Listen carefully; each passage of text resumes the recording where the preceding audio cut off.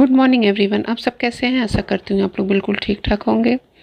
और ये मॉर्निंग का व्यू है जिस दिन मेरा फास्ट था, यानी कल। और यहाँ पे मैंने बेड पे अपने चादर वगैरह लगा दिया है क्योंकि उस दिन भी बहुत साफ़ सफाई की ज़रूरत होती है। और बाकी रूम को भी मैंने ऑर्गेनाइज कर दिया है, तो आप देख सकते हैं। और फिर उसके बाद मैं ये दीवान पे, जहाँ पे हम लोग अक्सर बैठते हैं इवनिंग वगैरह में या मॉर्निंग में, तो इसके भी चादर को मैंने बदला। और ये बाबू का, मेरे हर्ष का टॉयज़ है, और जब भी रोता है यही पड़ा रहता है। जब वो रोता है तो हम लोग उसको दे देते हैं। और इस तरह से कुछ है।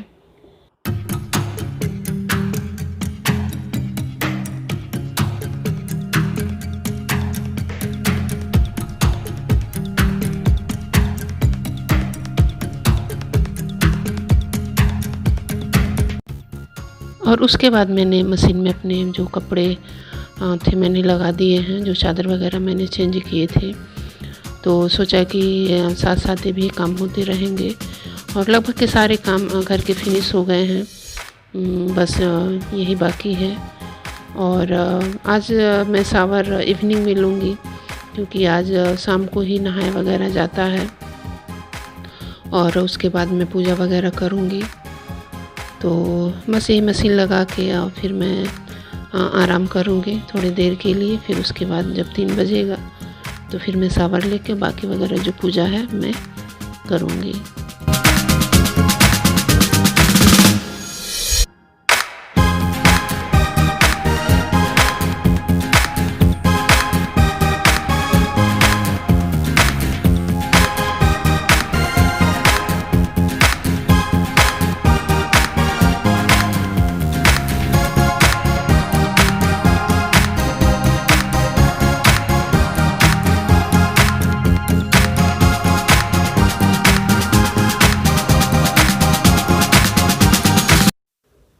आराम करने के बाद जब 3 बजा तो मैं यहाँ पे शावर लेके आ गई हूँ। और जो भी पूजा का सामान है लेके बैठी हूँ। और यहाँ पे ये होता है कि जब हम जो घर की जो बड़ी बहू होती हैं वो खली और तेल देती हैं अपनी सास को, तो वही मैं यहाँ पे दे रही हूँ। क्योंकि ये तो नदी में न उसमें या किसी पॉन्ड वगैरह में दिया जाता है, तो बट मैं कहाँ जाऊँ तो मैंने अपने टब को ही पॉन्ड बना लिया है। और इस तरह से करके, और तो वही जो खली और तेल है उसी को मिक्स करके मैं यहाँ पे दे रही हूँ। और ये जो पत्ते हैं वो 7 पत्ते रहते हैं, तो उसी में थोड़ा थोड़ा रख के, और उनका अनुसरण किया जाता है मेरे हिसाब से। जो प्रथा हमारे पूर्वजों ने बनाई है तो उसी को बस फॉलो करना रहता है, तो वही मैं यहाँ पे कर रही हूँ। और कुछ ना कुछ ज़रूर मान्यता है, क्योंकि जब पूर्वज बनाए हैं और आज तक वो करते आए हैं तो फिर कुछ ना कुछ ज़रूर होगा इसमें। और तो बस मैं वही परंपरा जो है यहाँ पे निभा रही हूँ। तो मैं 2 लोगों का यहाँ दूंगी, एक अपनी सास का और एक मेरी आजी सास है उनका। तो 2 लोगों का मैं यहाँ पे दूंगी। तो पहले मैं आजी सास का दे रही हूँ, उसके बाद फिर मैं अपने सास का दूंगी।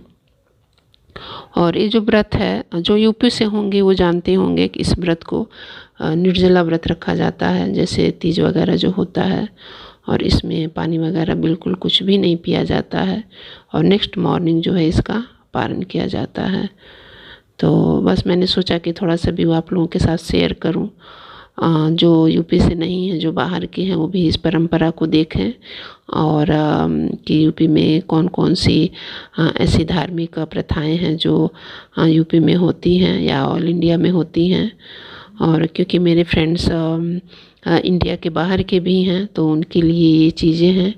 और वो अपना देखें कि हिंदू धर्म में या कितनी परंपराएं होती हैं।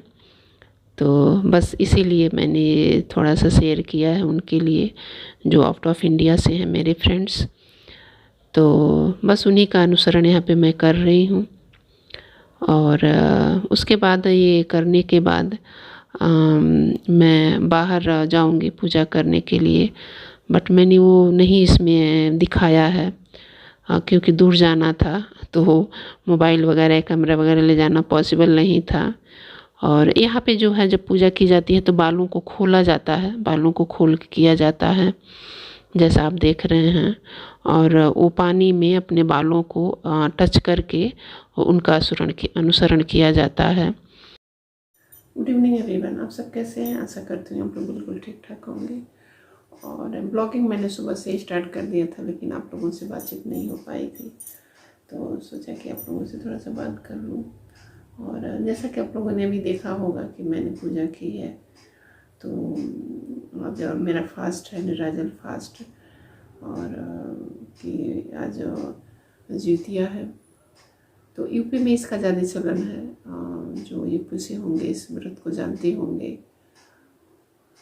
तो वही है आज। और कुछ लोगों का ये नवरात्र में होता है, तो हम लोग का ये जो पितृपक्ष जो चल रहा है तो उसमें ये पड़ता है, तो हम लोग का वही होता है इसमें। और हम लोगों ने सिंदूर नहीं लगाया है आज, क्योंकि जब इसमें पितृपक्ष जब चढ़ता है तभी से सिंदूर हम लोग नहीं लगाते हैं, क्योंकि जब मैं कल जो पूजा कर लूँगी और सिंदूर का पूजा जब मैं कर लूँगी, चढ़ा लूँगी, तो उसके बाद फिर मैं सिंदूर लगाऊंगी। उसके पहले सिंदूर नहीं आज लगाया जाता है। तो बस यही कुछ हिंदू धर्म में है, ये रीति रिवाज है जो हमारे जो पूर्वज हैं करते आए हैं, तो वही चीज़ सेम बहुओं को भी करना पड़ता है।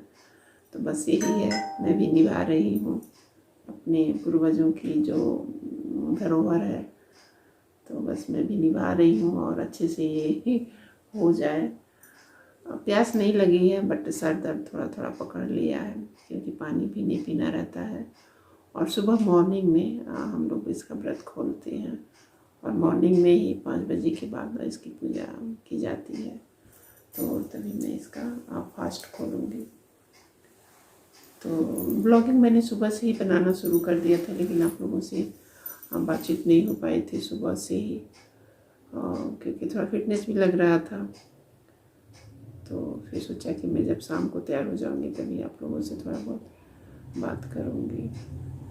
तो चलिए फ्रेंड्स, मैं अभी आप लोगों से थोड़ी देर बाद फिर मिलती हूँ।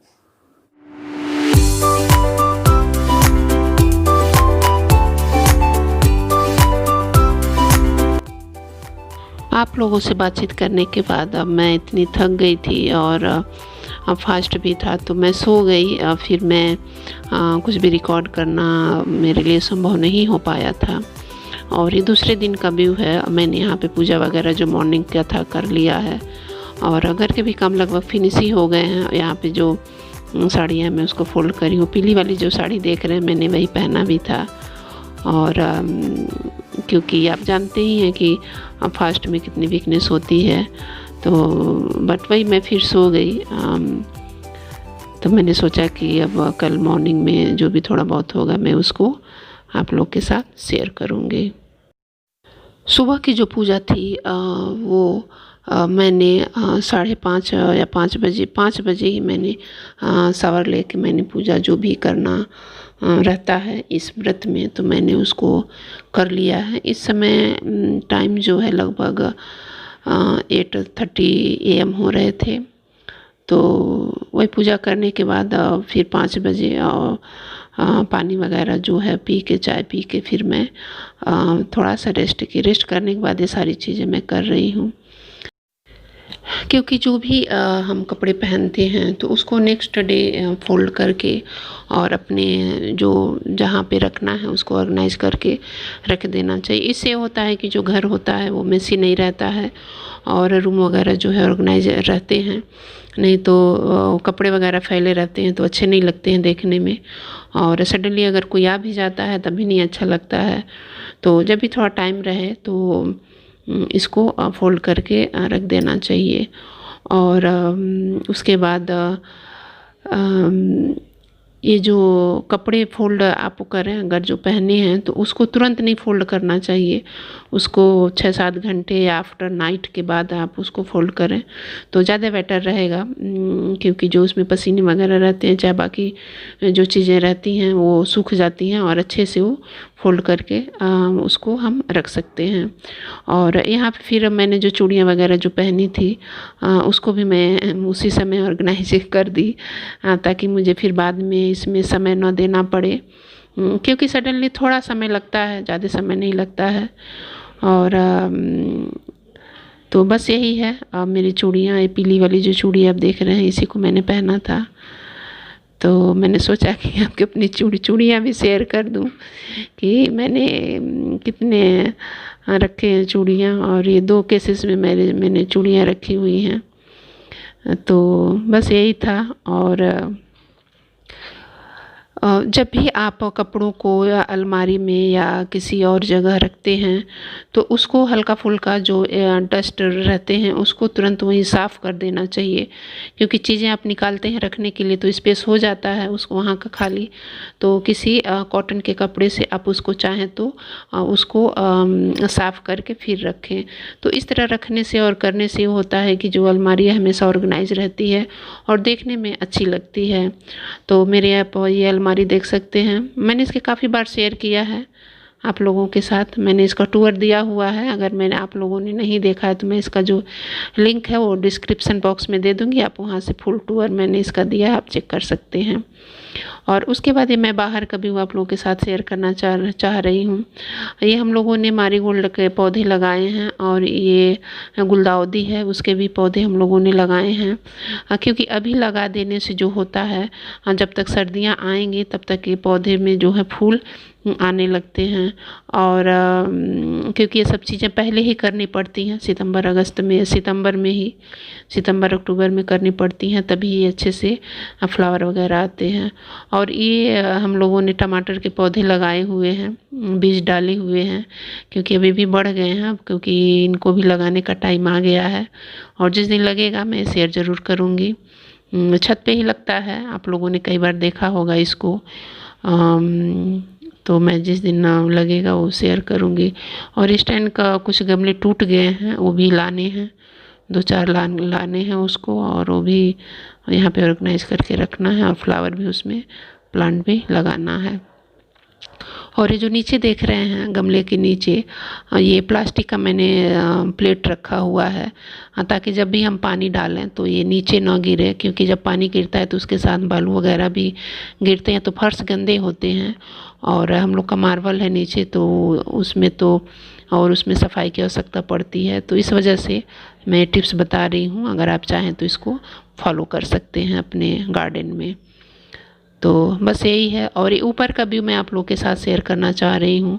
ये जो शोकेस मैंने बनवाया है अपने खुद घर पे ही मैंने बनवाया। मैंने इसका डिज़ाइन जो है फ्लिपकार्ट पे देखा था, तो मुझे बहुत अच्छा लगा। तो जब मैंने मॉड्यूलर किचन बनवाया था तो लकड़ियाँ बची थी, तभी मैंने इसको देख के बनवाया। और बताइएगा कि शोकेस कैसा लग रहा है।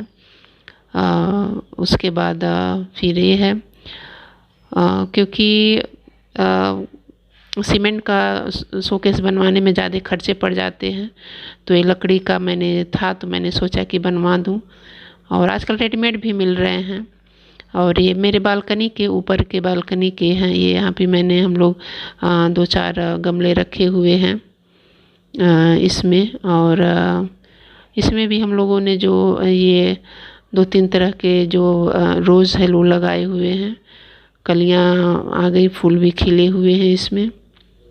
और अच्छा रहता है ये, जब रोज़ लगाने हो तो अब जब बरसात हो तो उसी समय उसकी कटिंग करके लगा सकते हैं।